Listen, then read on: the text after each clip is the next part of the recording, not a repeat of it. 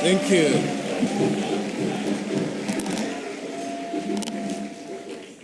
Thank you very much. You may resume your seat.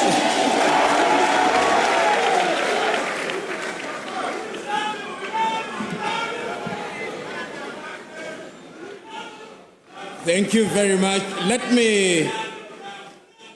Let me, for the sake of protocol, start by recognizing the Chancellor of the University of Education. Permit me also to recognize the Vice Chancellor, the representative of the Minister for Education, the representative of UNESCO here present, the student body here at the University of Education. And it's also right to say that I'm a husband of one wife, and she is present here. And to also recognize three young people who work with me here in Ghana and who have traveled all the way from Kumasi, that is Razak and Idrisu, and Anna Nanor, who have traveled all the way to Cape Coast. It gladdens my heart to be present here in Ghana. When I listened to my good friend, Professor Samuel, there was a sense in which he took the thunder from my presentation.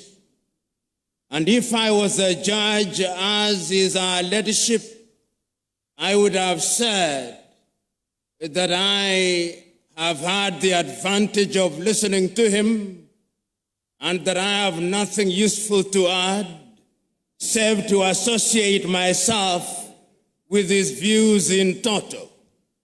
But things are being done this afternoon for the sake of protocol. And for the sake of protocol, I'll have something to say. And the thing that I will say speaks to education. You know, today, when we talk about Africa, we talk about her in the manner in which we know her after the colonial project. So we talk about Ghana as if Ghana started existence in 1957. We talk about the 54 recognized countries as if there was no life before they regained their independence. We talk about education as if prior to the coming into the continent of the colonizers, led by the Portuguese, whose handiwork you see at Elmina, prior to the advent of the British, the French, the Dutch, the Italians, and the Germans, and even the Arabs, that we did not exist and there was no education. That is a falsehood. We know that when the Europeans were still living in darkness, here in West Africa, there were organized kingdoms. We know there were universities.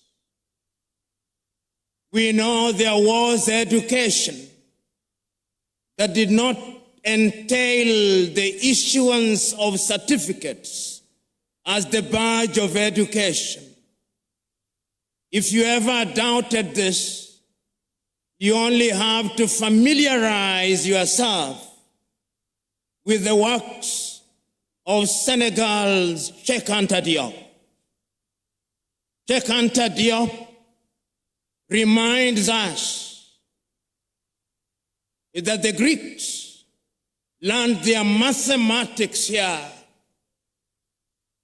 that their theories of construction were learned here, that there were great artists here. Africa had a golden age. But we must never make the mistake of romanticizing the past and forgetting that we have now and the future to live for. Indeed, our very presence here, under the theme Empowering Minds and Shaping the Continent for the 21st Century, is a reminder to us that we have a duty to reclaim our past. And what we are doing here has been done several years before. Students of history will tell you that as early as 1906, that great South African Pixley Isaka Seme, then a student at the University of Columbia, gave an iconic speech, The Regeneration of Africa. And he reminded us that we have a duty as Africans to regenerate ourselves. You only regenerate that which had been generated. He was right.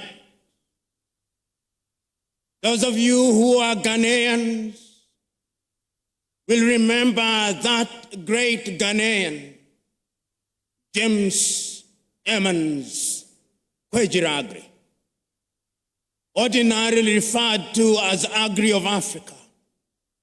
And you'll remember him reminding us that although we have, courtesy of colonization, been fed on chicken feed for too long, we are eagles and we can fly and soar. We are here to remind ourselves that the time is now to reimagine and to rethink Africa. We must also remind ourselves that when we talk about Ghana, we must never make the mistake of confining ourselves to the geographical space that is called Ghana. We must remember those iconic words and immortal words of the Osagyefo Kwame Nkrumah. On the day when you celebrated the regaining of Ghana's independence, and you said, the independence of Ghana means nothing if the rest of Africa is not independent. And he did not just mean the continent of Africa. He meant our kith and kin in the diaspora, to be found in the Caribbean, to be found in the United States of America, to be found in Europe, to be found in Australia. He meant all of them.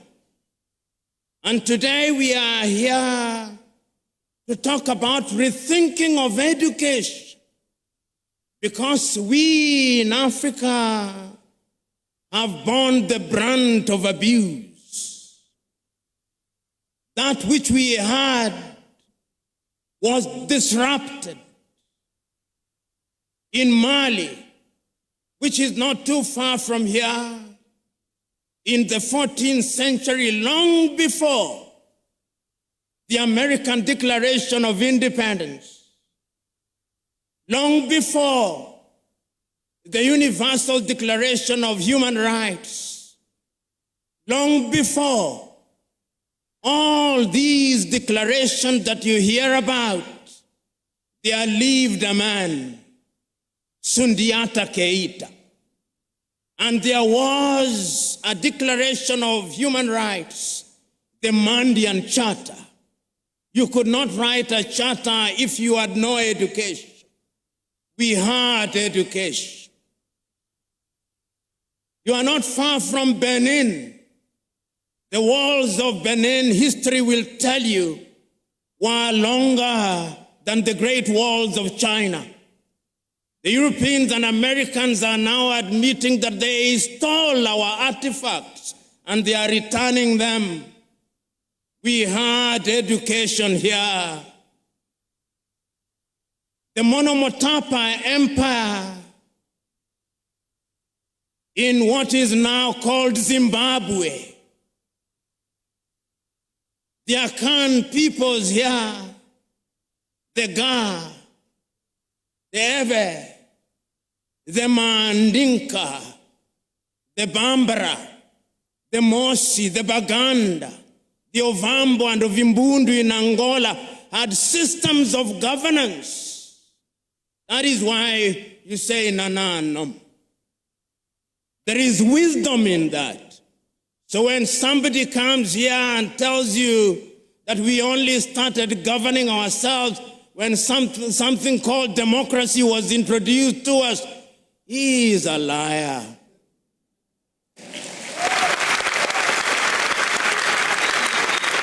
And we are telling ourselves that we were disrupted. This is why we have this conversation today. The disruption was so great that today, here in Ghana, when you go to Tamale, the Moba people are to be found in Togo and to be found in Ghana. And somebody wants to tell us that the Moba in Ghana are Anglophone and the Moba in Togo are Francophone. It cannot be true. Somebody tells us that the Ovambo and the Ovimbundu in Angola are Lusophone because they were colonized by the Portuguese, and that they are kith and kin in the Democratic Republic of Congo are Francophone because they were colonized by the Belgians. It cannot be true. But the disruption was so thorough that when we regained our independence, or even before, we were told that our names were not good. So that when you are Christianized, and you are Pipim, and you went for baptism, and you renounced the devil with all his works, they also said you have to be John, because in their scheme of things it appears that the heavens only recognize John, not Pipim.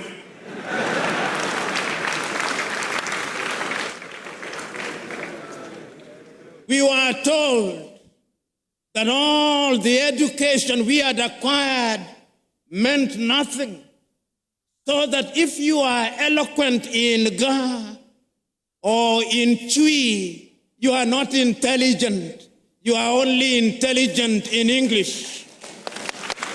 You can only be intelligent in French. In Portuguese, we now know that that is nonsense. And you know, when that great Nigerian musician in the 1980s, fella Anikula Pokuti said, "Teacher, don't teach me nonsense." He meant it. He was reminding us that we must examine our education system. You know, when the British came here, and they were establishing schools across Africa. And then when they were establishing Achimota, which is famous for producing great Ghanaians, The intention was to produce young men and women who would support the colonial empire. The intention was the same in Uganda with Budo's King's College. It was the same in Kenya with the Alliance schools. As Chinua Achebe says, the white man was clever. He came and put a knife in the things that held us together, and things fall apart. And they have remained apart. So today, when we come here to talk about education, we come here to remind ourselves that we have urgent business to be undertaken. We have urgent business to be undertaken to remind ourselves that Martin Luther King Jr. is still right. The mind is the standard of the man. Because if the mind cannot imagine, then we cannot realize our potential. So we are here to interrogate our education system. My good friend, Samuel Pippin, doing the work that he came to do, to lay the ground, reminded you appropriately that we have now become famous for producing graduates in agriculture, some of whom, if you allow me a little latitude and hyperbole, cannot distinguish between a goat and a sheep.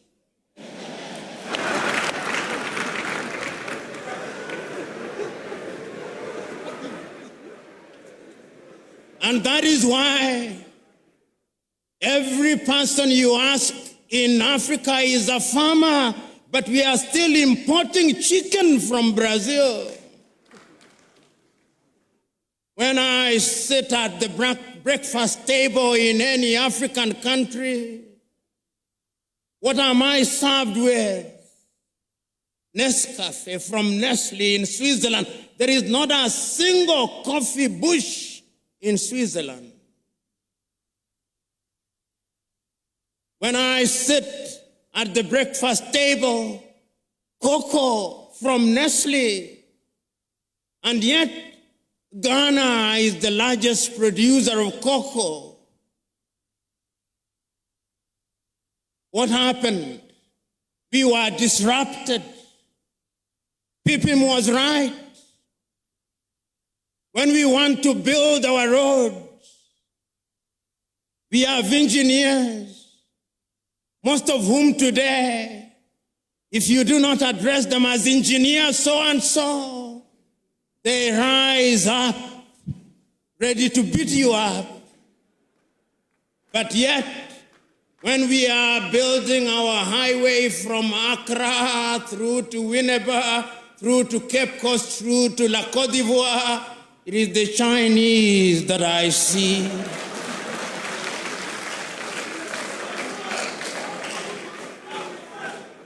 Which calls into question, what type of engineering are we teaching? We are producing doctors, and they are good, some of them. But yet, when those of us who have the ability are sick, unless they do not know, they want to be airlifted to Dubai and to Germany. They have no faith in our medical system. When we are sick during COVID, all Africa is crying to America, oh, give us Moderna, give us Pfizer, to the Russians, give us Sputnik. We are crying. Yet we have universities with professors in medicine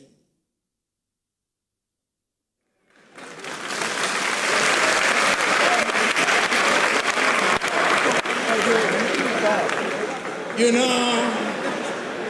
there is a missing link somewhere. Until the day we have the courage to find that missing link, then we are not preparing for the 21st century.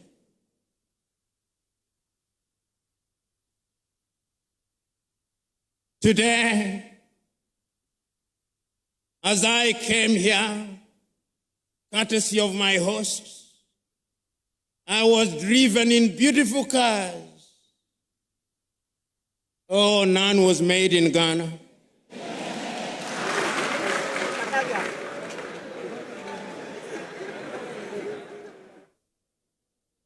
They are either made in Japan or in Germany. Africa does not produce cars. Ali Mazrui is right. We are in the business of consuming that which we do not produce and producing that which we do not consume. We must re-examine our education system. Even in matters as mundane as sports, which is a multi-billion-dollar industry. The United States of America offers our young men and women scholarships to study sports. Our universities don't. Football is a multi-billion-dollar industry. But yet, when one of the masters of ceremony was speaking in jest, it is not the anthem of Asante Kotoko that he remembered, but that of Liverpool, we shall not walk alone.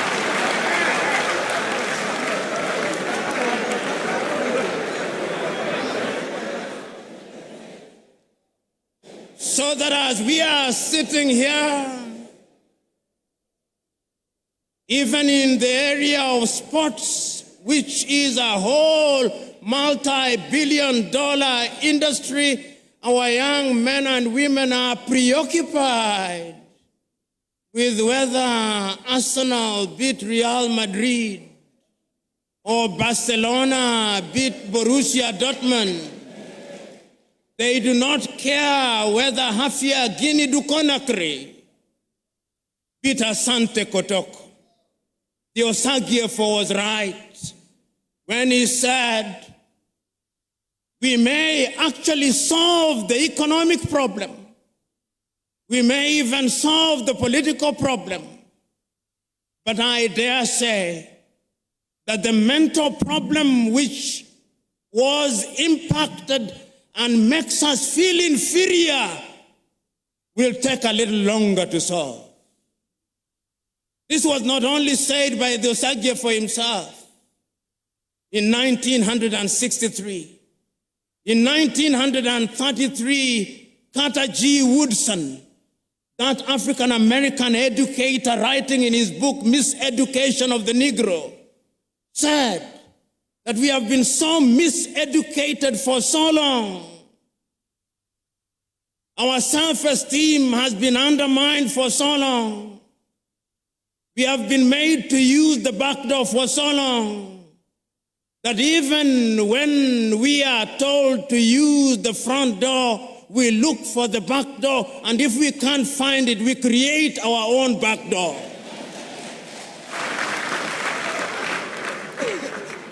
The level of our miseducation is amazing. We must change it in order to enter into the 21st century. You know, Brother Pippin, when you said that our passport, technological passports to the 21st century and visas to boot are expired, you are right. How can we play football on the games of rugby, on the rules of rugby? How? This is the question that we want to address today. We are talking about agriculture. And we are saying that we are now using technology to feed ourselves by manipulating the elements. The Chinese are seeding the rain so that it may rain. They have no problem with those of us who pray we must. But this misguided belief by Africans, that when there is no rain, we pray and do nothing about it, is completely misguided. The divine instruction was go ye and subdue the world. And subduing the world is by using our minds, by using the knowledge that we have. This is what the universities must ask. If you are a teacher, what kind of a teacher are you?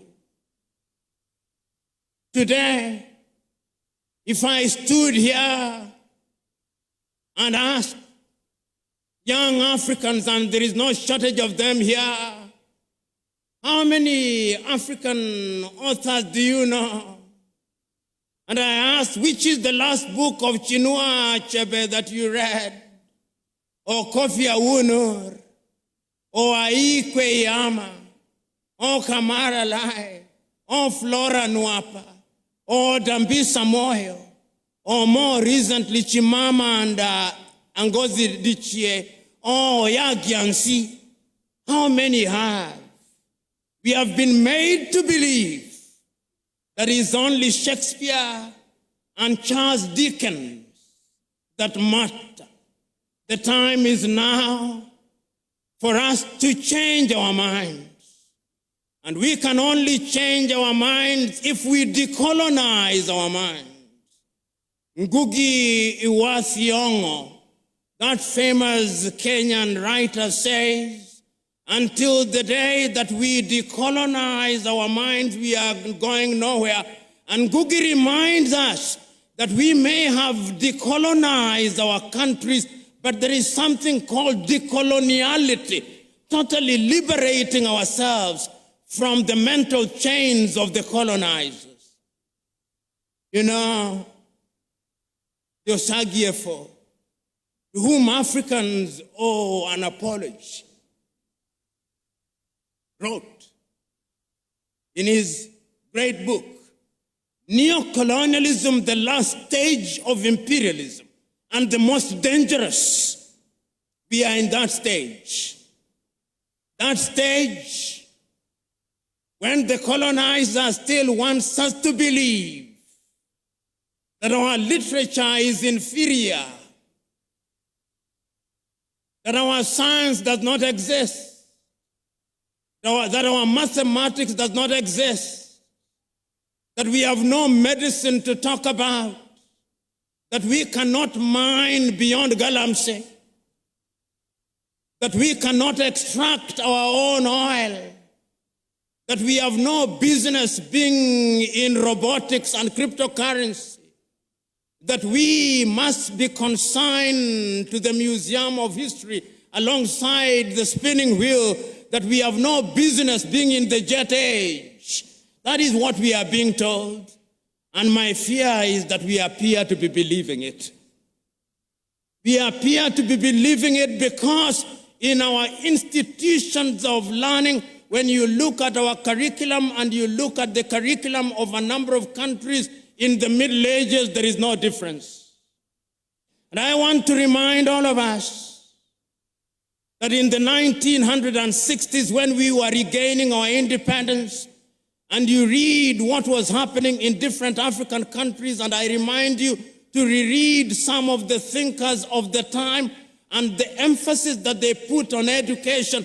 I was rereading for the umpteenth time the 32 speeches that were delivered by African leaders in Addis Ababa, Ethiopia, between the 23rd and 25th days of May 1963, all of them, without exception, said one thing: if we are to give meaning to our independence, then education must be our focus. So said Ethiopia's Haile Selassie. If we want to change the continent of Africa, We must give meaning to education. So said Mwalimu Julius Kambarage Nyerere of Tanzania on that day. If we are going to change my little Senegal, we must give education priority. So said Leopold Sedar Senghor of Senegal. Even the complicit Félix Houphouët-Boigny in La Côte d'Ivoire believed so. But the ultimate was, of course, the one and only, the Osagyefo. He was as eloquent as he was passionate. And when he came home, where did he not visit? If he was not at Legon, opening the University of Ghana, he was in Kumasi, creating what is now the Kwame Nkrumah University.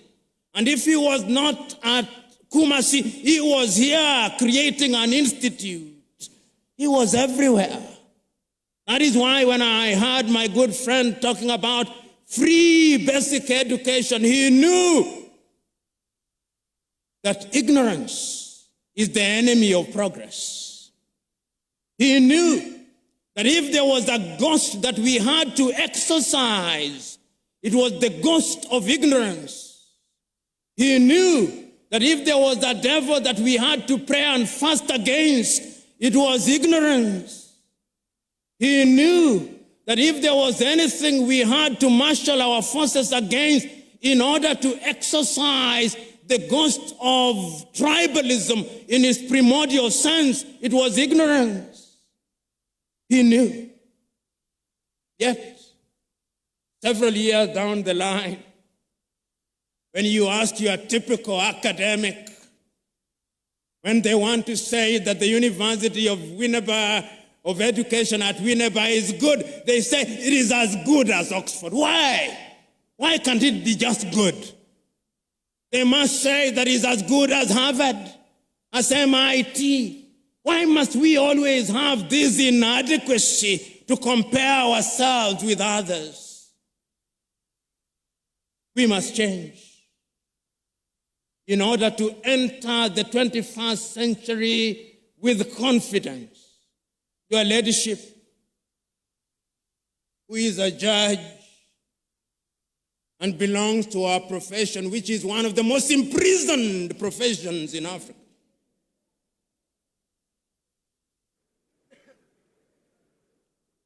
When you see our judges dressing, they still dress like Father Christmas.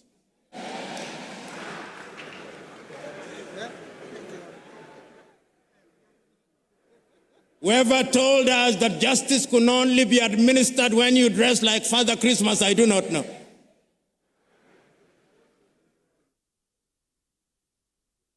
When we are citing, even deciding a matter on land law in Ghana, in Cape Coast, we still want to cite some decision that was made by some English judge in the 13th century, as if we did not have our own land law.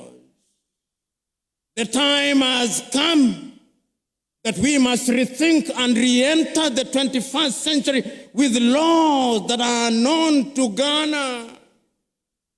Ask the Ga if they do not have laws that if we refine cannot lead us into the 21st century. Ask the Akan people if they do not have such laws. Ask the Fante people if they do not. Ask the Ewe if they do not. They do.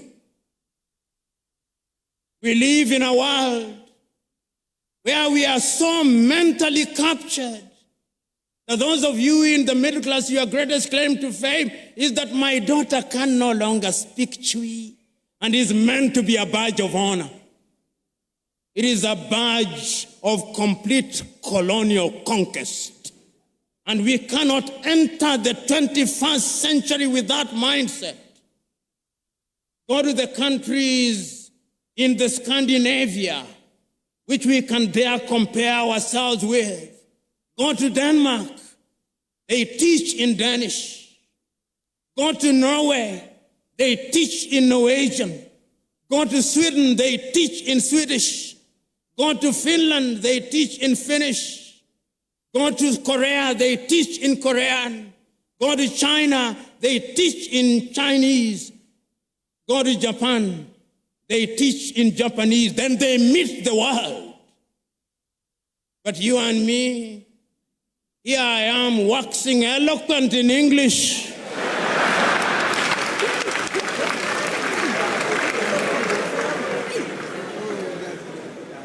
Not in Kiswahili.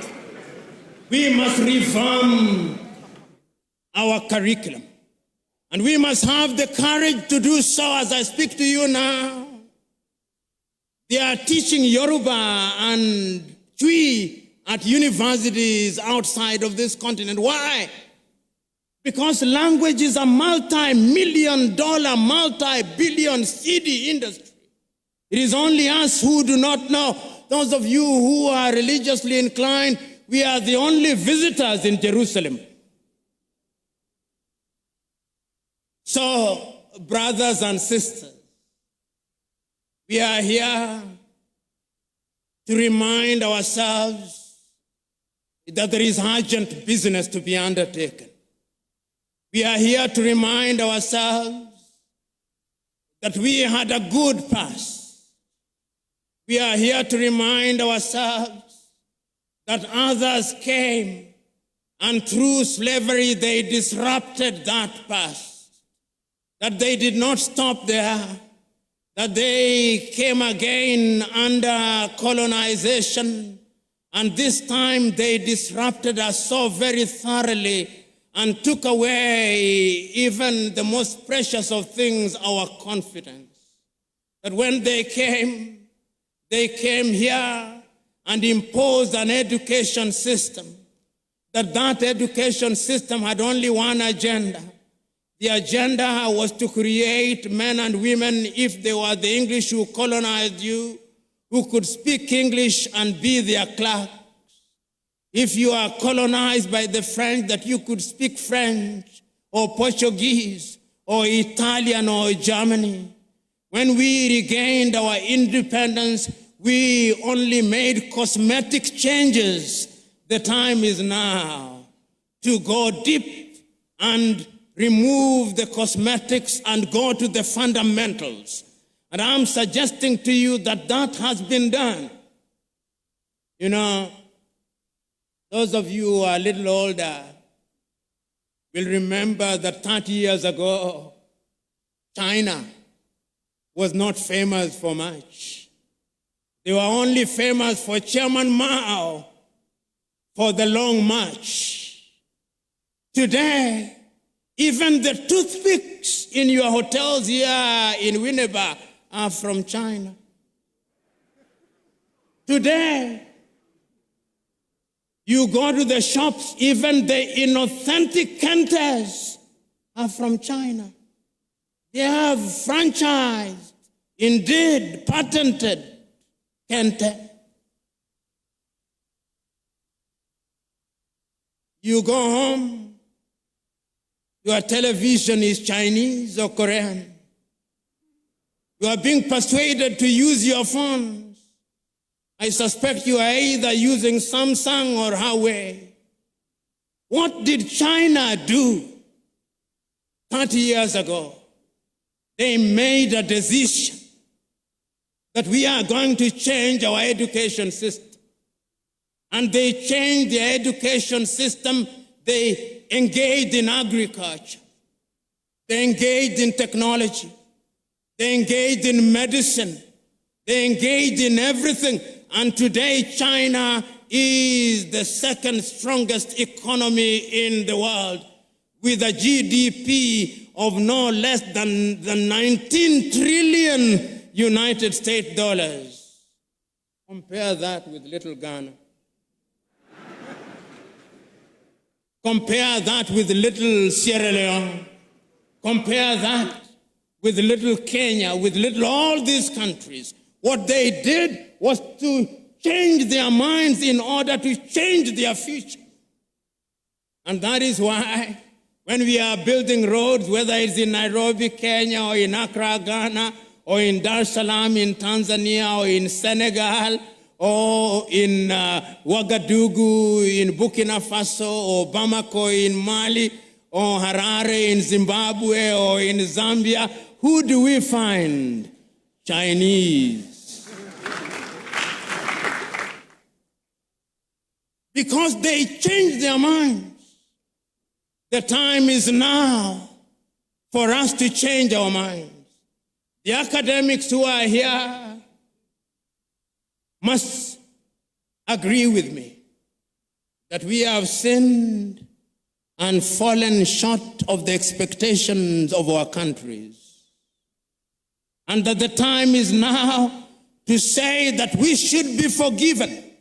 And if our generation committed those mortal sins, you up there must not repeat those mistakes. You must not repeat those mistakes. You must use the examples and the experience so that you do not step on the landmines that we stepped on. That is why Chinua Achebe said, where are the young suckers that will grow when the old banana dies? These are old bananas. You are the young suckers. So rise up. Africa is not expecting you to engage in a perpetual state of lamentation. No, lamentation will not help you. And I want to remind you that when you are here in Ghana, don't compete with Liberia. You will beat Liberia. Don't compete with Benin. Don't compete with Togo. Don't compete with La Côte d'Ivoire. Don't compete with all these little African dwarfs. Compete with giants. And when Ghana wakes up, this Ghana, sometimes when I think about Ghana, I think about Kwame Nkrumah. And you think about his books, Dark Days in Ghana, Letters from Conakry. When the Osagyefo is so close yet so far, his ideas dead, his books banned until Ignatius Kutu Acheampong comes. It is only in the year 2013 that Nkosazana and Dlamini Zuma, the then chair of African Commission, writes a letter of apology to Kwame Nkrumah. I urge you to read it. He tells Kwame, you are right. Everybody was wrong when you said we must unite and change our education system in order to compete. That is Nkosazana and Dlamini Zuma. Today, the Osagyefo is here telling us, let us change. He said it in 1963 in Addis Ababa, Ethiopia. He said it in 1964 in Cairo, Egypt. He said it in 1965 in Accra, Ghana.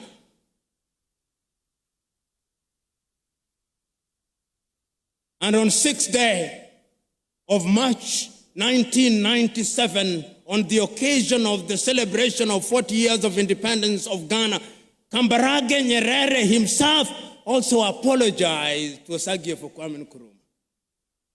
He said, you are right, we were wrong.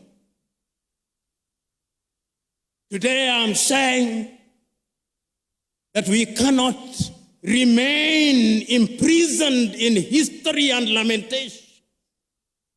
That is why it is still true for you Ghanaians. Nkrumah is dead, but Nkrumah never dies.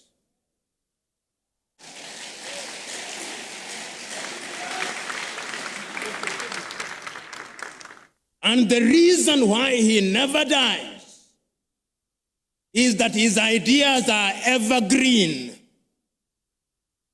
Who among you here is courageous enough to stand up and contradict me when I say what we are saying here was said by Kwame Nkrumah in 1955? Who among you? Who among you here is courageous enough to tell me that Nkrumah did not think about education of a different kind when he was instituting the University at Legon? Who amongst us? That he was right when he established the Kwame Nkrumah University in Kumasi, that he was right when he instituted the institute out of which grew the University of Education at Winneba. Who amongst you can contradict me? So if he was right, he did not have the advantage of the technology that you have? No. There was no WhatsApp, there was no Twitter or X, there was no Instagram, there was only Telegraph. But he was able to marshal the entire black community throughout the world and give meaning to education. What can you and me not do if we mean to do it? So you young men who are present here, don't tell me Nkrumah was old. Nkrumah was just slightly older than you. If you look at his cabinet, some of them were in their 20s. It is not formal education that maketh a man or a woman. The great Indian sage Raja Gopalachari says, education is not merely attending institutions and acquiring certificates. He says, you may have gone to school, but has school gone through you? This is the question.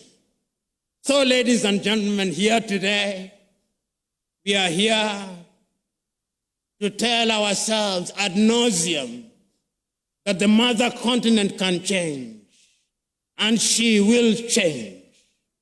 She will change, and when I look at the future and I hold all factors constant, I see an Africa whose young men and women are educated and their education is about innovation and invention.